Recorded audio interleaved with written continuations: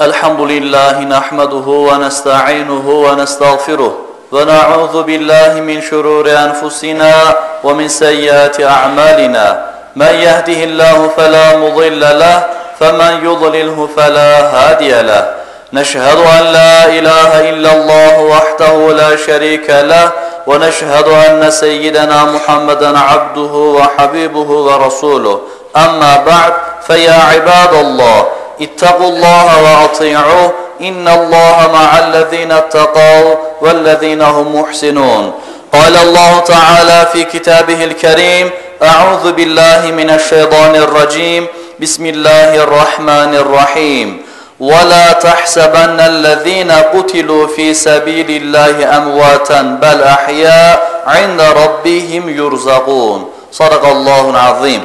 Möhtərəm müminlər, dəyərli qardaşlar. Bugünkü xutbəmiz şəhidlik və vətən müdafiəsi haqqında olacaqdır. Ümmətlər və millətlər həyatlarını huzur içərisində keçirə bilmələri üçün üzlərini tövhid nuru ilə aydınlatmaları, qəlblərini Hz. Peyğəmbər əleyhissalamın məhəbbəti ilə doldurmaları, idraklarını Qur'anın həyat suyu ilə möhkəmləndirmələri və sonra necə bir ümmət olduqlarını, necə bir millət halına gəldiklərini çox yaxşı bilmələri lazımdır. Bu yaşamanın və ayaqda dura bilmənin əsas şərtidir. Çünki əslini, əsasını, cövhərini və qaynağını bilməyən bir millət gələcəyindən əmin ola bilməz. Bir müsəlman hər zaman düşünməlidir. Mən kiməm? Əslim, qaynağım nədir? Haradandır? Sən Allah Teala'nın şübhəsiz ki biz insanı ən gözəl şəkildə yaratdıq xitabı ilə şərəflənmiş ən gözəl bir bəndəsən. Sən aləmlərə rəhmət olaraq göndərilən ümmətim deyə yalnız ümmətini düşünən və Allahdan yalnız ümmətini diləyən o rəhmət Peyğəmbərinin ümmətisən. Sən Əbu Bəkir kimi fədakar, Ömər kimi qüruruna qalib gələn, Əli kimi qorxmaz və qəhrəmanların yolunda və izində olansan. Sən Allah yolunda cihada çıxan və qarşısına okean çıxınca şahid ol ya Rəbb. Əgər qarşıma bu uçsuz bucaqsız dərya çıxmasaydı, sənin şanını daha irəlilərə aparardım deyən mücahidlərin ardındasan. Sən vətənin müdafiəsində qorxmadan, çəkinmədən, igidliklə canını fəda edən, vətənini müdafiə edən igidlərin övladısan, onların nəslisən. Dəyərli qardaşlar, Allah Teala insan oğluna din, vətən, azadlıq və namus kimi bir çox dəyərlər ehsan etmişdir. Bir müsəlman bu dəyərlərə sahib olduğu zaman dünyanın ən varlı xəzinələrinə malik deməkdir. Belə dəyərli xəzinəni əlimizdən almaq və tapdamaq istəyənlərə qarşı dinimiz savaşmağı əmr eləmişdir. Din və vətən kimi belə savaşlarda ölən müsəlmana da şəhid deyilir. Şəhid demək, cənnətlik olduğuna şahidlik edilmiş olması və ya Rəbbinin huzurunda yaşayır olması və sair kimi mənalara gəlməkdədir. Şəhidlik böyük bir dərəcədir və çox şərəfli bir məqamdır.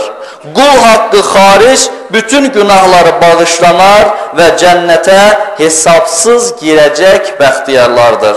Allah Teala Ali İmran surəsi 169-170-ci ayələrdə belə buyurur.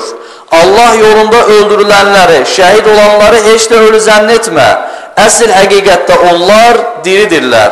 Onlara Rəbbi yanında ruzi, cənnət ruzisi əta olunur. Onlar Allahın öz mərhəmətindən onlara bəxş etdiyi nemətə, şəhidlik rütbəsinə sevinir. İnsan üçün ölüm qaçınılmaz bir aqibətdir. Din və vətən yolunda savaşaraq ölmək isə əbədi həyatın səadətinə nail olmaqdır. Din və vətən üçün ölməyə hazır olmayan kimsə ölümdən daha bətər bir əsarət həyatına düşər. Çünki yaşamaq savaşı gözə ala bilənlərin haqqıdır. Belə savaşda ölən şəhid olduğu üçün əsla ölməz. Rəbbinin qatında diri olaraq yaşayarlar. Din, iman və vətən uğrunda canı və malı ilə savaşmaq bir insanın edə biləcəyi fədakarlıqların ən ucasıdır, ən qiymətlisidir. Əziz Peyğəmbərimiz əleyhissalama fəzilətcə ən üstün olan kimdir deyə soruşulduqda malı və canı ilə Allah yolunda savaşandır buyurdu. Əlbəttə ki, bütün bu şərəflərə nail ola bilmək üçün qəlbdəki niyyətin xalis olması lazımdır. Qardaşlar, bir ölkə üçün sərhədlərinin güvənliyini qorumaq hər zaman böyük əhəmiyyət daşımaqdadır. Yer üzərində gələcəyini qazanmış hər millətin üzərində yaşadığı bir coğrafiya vardır. Bu coğrafiya vətən deyə adlanır. Vətən olaraq qəbul edilən bu coğrafiyanın yer, dəniz və hava sahələri o ölkənin sərhəddi sayılır. Bunlardan hər hansı birinə ediləcək təcavüz və ya sərhəddi pozmaq hərəkəti savaş səbəbi sayılır.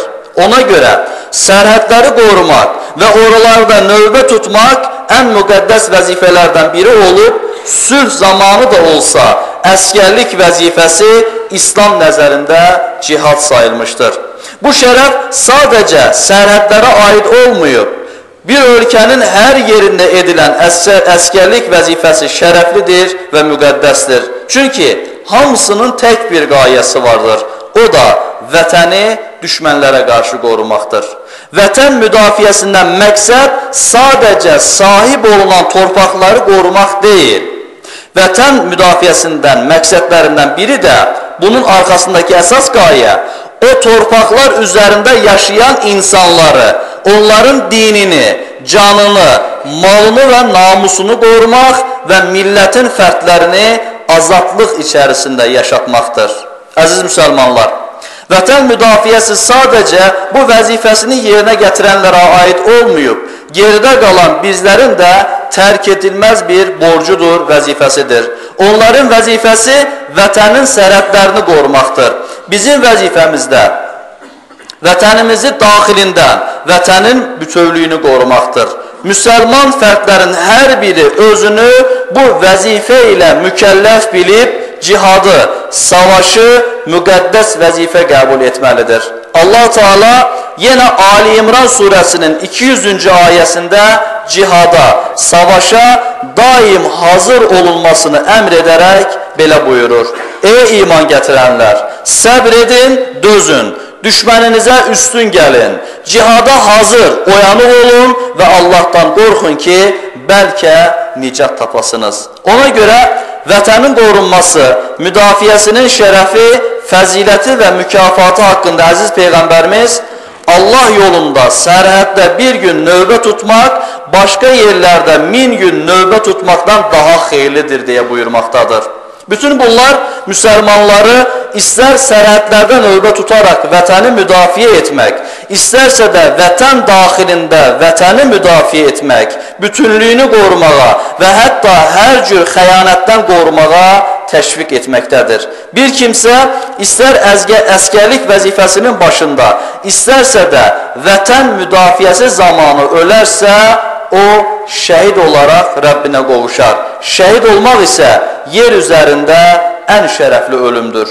Əslində şəhidlər ölməz. Şəhidlərin əməl dəftəri bağlanmaz və dünyada işlədiyi gözəl və xeyirli işlərin savabı da qiyamətə qədər yazılmağa davam edər. Şəhid qəbirdə mələklərin sorğu sualından və qəbir əzabından azad olunmuşdur. Əziz din qardaşlarım, bizim inancımız, əslimiz, cövhərimiz budur. Ona görə artıq qəflət içərisində olmaq, tənbəl-tənbəl yatmaq, qonşusu ac ikən tox gəzmək bizə yaraşmaz.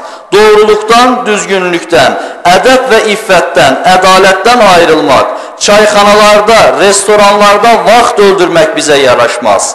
Allaha, Peyğəmbərə və onlara inanan din qardaşlarına dil uzatmaq, qüsulsuz, dəstəmazsız, namazsız və ibadətsiz yaşamaq artıq heç birimizə, heç kəsə yaraşmaz, oyanmamız lazımdır. Şəhid qanları ilə yoğrulmuş bu vətən torpaqlarında vətənə, millətə və də dininə layiq yaşamaq lazımdır. Övladlarımızı da dinini, vətənini, namusunu və bütün müqəddəslərini sevən bir nəsil olaraq yetişdirməmiz lazımdır. Onun üçün də ən üstün varlıq olaraq yaradılan bizlər yaradanımız olan Allaha ən yaxşı şəkildə qul olmağa, əmrlərinə möhkəm şəkildə sarılıb, qadağalarından da şiddətlə çəkinməyə, Qur'ana və Peyğəmbərimizin sünnəsinə dörd əllə yapışıb vətənimizi mühafizə edək. Çünki vətənin qorunması ilə din də, namus da və bütün müqəddəs dəyərlər də qorunmuş olur. Unutmayaq, qurtuluşumuz ancaq və ancaq İslamdadır. Qurtuluşumuz ancaq və ancaq İslamdadır.